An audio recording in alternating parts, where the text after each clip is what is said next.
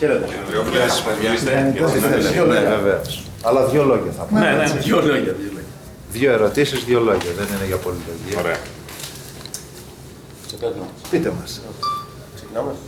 Ένα πρώτο συμπέρασμα από την συνάντηση. Κοιτάξτε, έγινε μία συνάντηση με την τεχνική υπηρεσία του Δήμου. Συζητήσαμε αμιγώς τεχνικά θέματα, κυρίως τις τεχνικές λεπτομέρειες της υπογειοποίησης. Γι' αυτό πριν ήταν εδώ και ο κύριος Ζέκος. Η συνάντηση έγινε σε πολύ καλό κλίμα. Ζητήθηκαν από τους ανθρώπους του Δήμου διευκρινήσεις, τις οποίες και θα τους στείλουμε την επόμενη εβδομάδα. Ζητήθηκαν πρόσθετα στοιχεία που δεν τα είχαν και θα τους τα δώσουμε και θα συνεχίσουμε αυτή τη διαδικασία την επόμενη εβδομάδα. Βλέπετε καλό επίπεδο πρόθεση και από τις δύο πλευρές για συνεργασία. Ναι. Με τους ανθρώπους της τεχνικής υπηρεσίας είχαμε εξαιρετική συνεργασία. Τους εξηγήσαμε πράγματα που μας ζήτησαν να τους εξηγήσουμε. Θα τους στείλουμε πρόσθετα στοιχεία όπως σας είπα και θα συνεχίσουμε την κουβέντα. Κύριε Ανδρεόπουλε, έγινε ένα βήμα μπροστά σήμερα. Βεβαίως. Σχετικά με την υψομετρική μελέτη, αυτό που κοιτάξτε, να σας πω κάτι. Και εσείς και ο κόσμος δεν καταλαβαίνει ποιες είναι αυτές οι έννοιες, τι εννοούμε, τι κάνουμε και τι ράνουμε. Αυτό που πρέπει να καταλάβουμε όλοι είναι ότι είναι ένα μεγάλο έργο που έχει πολλές παραμέτρους. Η ουσία της σημερινής συζήτησης ήταν οι λεπτομέρειες της υπογειοποίησης και η κυκλοφοριακή μελέτη βάση στην οποία βασίζεται η υπογειοποίηση. Από αυτά υπάρχουν θέματα που συναρτώνται και με αυτό που λέμε τις υψομετρικές που ακούτε κτλ. Η διαδικασία της άδειας προχωράει κανονικά και δεν καθυστερεί σήμερα από τίποτε από ό,τι συζητήσαμε με το Δήμο. Άρα είναι μια διαδικασία σε εξέλιξη. Είναι ανεξάρτητο. Και άδεια με την υψομετρική μελέτη. Αυτή τη στιγμή, όχι γενικά, όλα αυτά κάπου μαζί ενώνονται.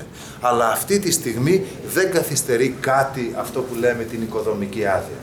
Απλά για να καταλάβει και ο κόσμος, για να βγει η οικοδομική άδεια, χρειάζεται αυτό το έγγραφο. Όταν φτάσει η ώρα που έχουν ολοκληρωθεί όλα, χρειάζεται και αυτό.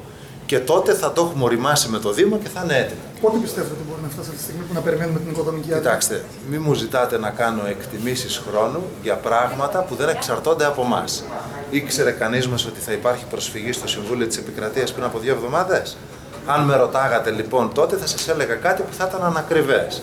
Άρα, άσχετα με την οικοδομική άδεια, ας πούμε αυτή τη στιγμή έχουμε μια συζήτηση στο Συμβούλιο της Επικρατείας στις 6 Μαρτίου. Πρέπει να είμαστε υπομονετικοί, πρέπει να σεβόμαστε όλες τις διαδικασίες. Το κλίμα συνεργασίας με το Δήμο ήταν εξαιρετικό σήμερα. Κάναμε ένα βήμα μπρος. Μερικές φορές ο Δήμος δεν έχει μόνο αυτό το θέμα, πρέπει να ξέρετε, στην ατζέντα του. Έχει και όλα τα άλλα θέματα που απασχολούν το Δήμο.